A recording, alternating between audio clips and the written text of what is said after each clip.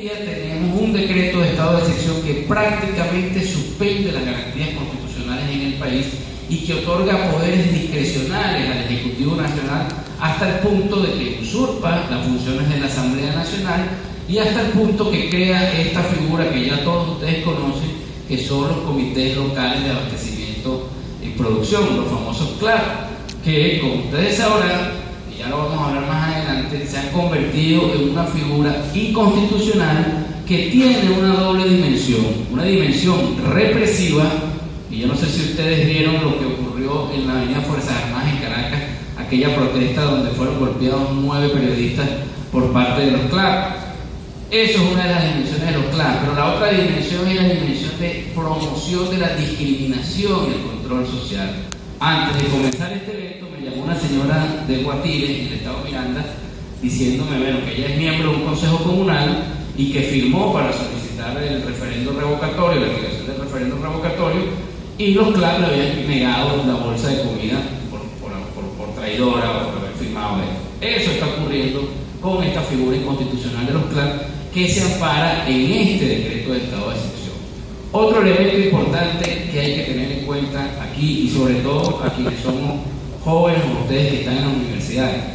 la exacerbación del militarismo en Venezuela a través no solamente de la gestión de Nicolás Maduro en general. Es decir, ustedes ven militares por todas partes en la gestión pública, militares en las plazas, militares controlando el orden público, militares reprimiendo estudiantes, militares tomando barrios. En todos lados vemos la militarización, y este decreto de estado de excepción exacerba el militarismo en Venezuela como una respuesta autoritaria y antidemocrática al fenómeno de la conflictividad social y al creciente descontento de la población venezolana. Entonces, ¿qué tenemos?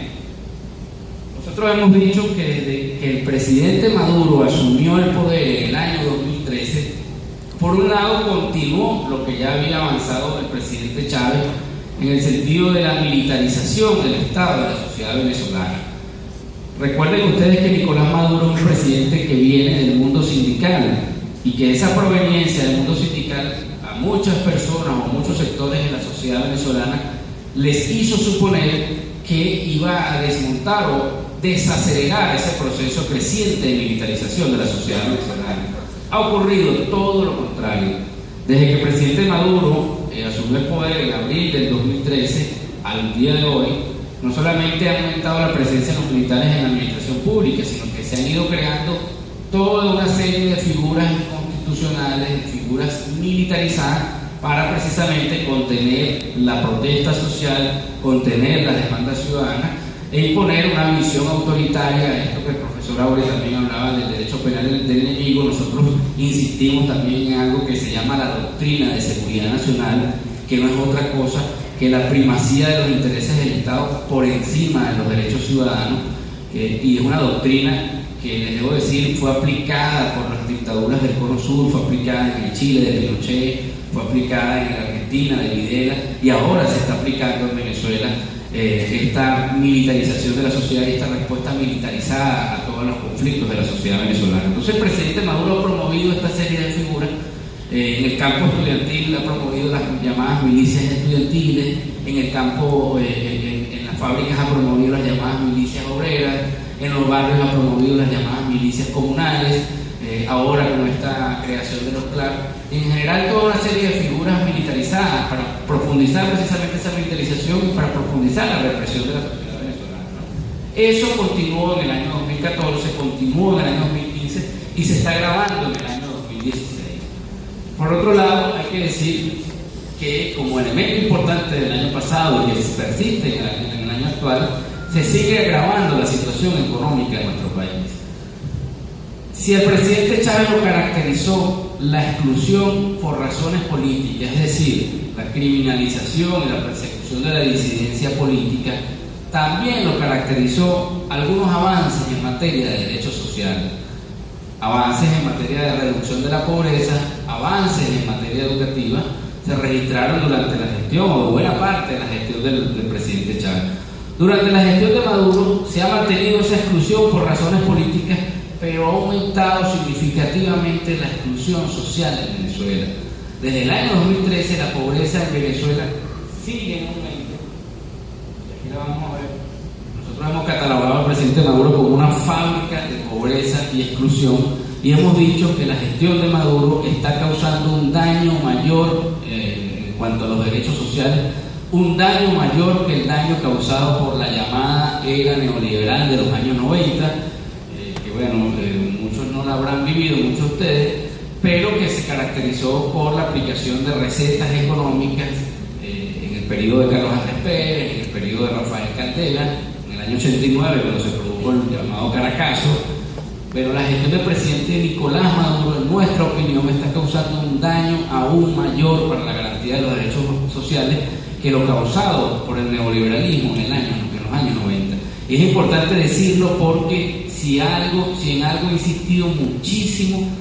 la gestión del llamado proyecto bolivariano, es en señalar que el neoliberalismo ha sido lo más nefasto que ha pasado en Venezuela. Yo no estoy defendiendo el neoliberalismo, pero debemos decir con propiedad que actualmente en Venezuela las consecuencias de la política económica están causando un daño mayor del causado por el neoliberalismo en los años 90. Y esto es, como vamos a ver, en materia de aumento de la pobreza, en materia de aumento de la inflación, en materia de exclusión social, la gestión del presidente Nicolás Maduro, como les decía, está causando un daño mayor. Por tercer año consecutivo la pobreza aumentó en Venezuela. Esto no lo dice Provea, esto lo dice la CEPAL, que es la Comisión Económica para América Latina de la Organización de Naciones Unidas,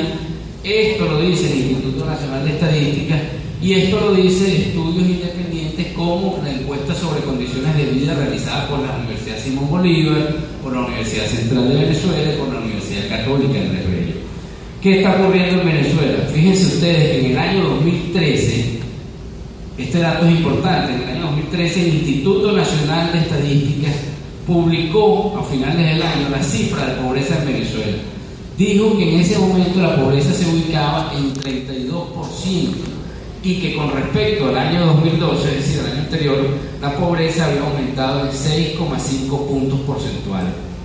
Antes de que el INE publicara esta cifra en diciembre del 2013, el presidente Maduro había salido en cadena nacional diciendo que la pobreza se había reducido en 6,5%, es decir, invirtió las cifras. El mismo 6,5% él la señaló como una disminución, mientras que a finales del año el INE lo desmintió diciendo que había sido más bien un aumento. Esa fue la primera alarma de cómo se estaba retrocediendo en Venezuela en materia de aumento de pobreza, en materia de pobreza. Después de eso, el Instituto Nacional de Estadística dejó de publicar las cifras de pobreza. En 2014 no se conoció cuál fue el comportamiento de la pobreza en Venezuela, al menos por parte del Instituto Nacional de Estadística, y dejaron de publicar la pobreza por línea de ingresos, que es la pobreza medida en base al ingreso de las personas, de las familias o de las personas en general, ¿no? Luego el INE comenzó a publicar cifras de pobreza este año pasado y el año que está corriendo, comenzó a publicar cifras de pobreza por lo que llaman necesidades básicas insatisfechas, que mide el acceso de las personas a servicios públicos, a vivienda, a salud, agua potable, energía eléctrica, etcétera, etcétera. Lo hicieron con la intención de que de alguna forma esos indicadores pudieran, digamos, reportarle un rendimiento mejor al gobierno en materia de lucha contra la pobreza. Y ahí hay otro dato importante de cómo el Ejecutivo manipula las cifras. En octubre del año pasado, el vicepresidente Jorge Arriaza, el entonces vicepresidente Jorge Arriaza, declaró que la pobreza por necesidades básicas insatisfechas en Venezuela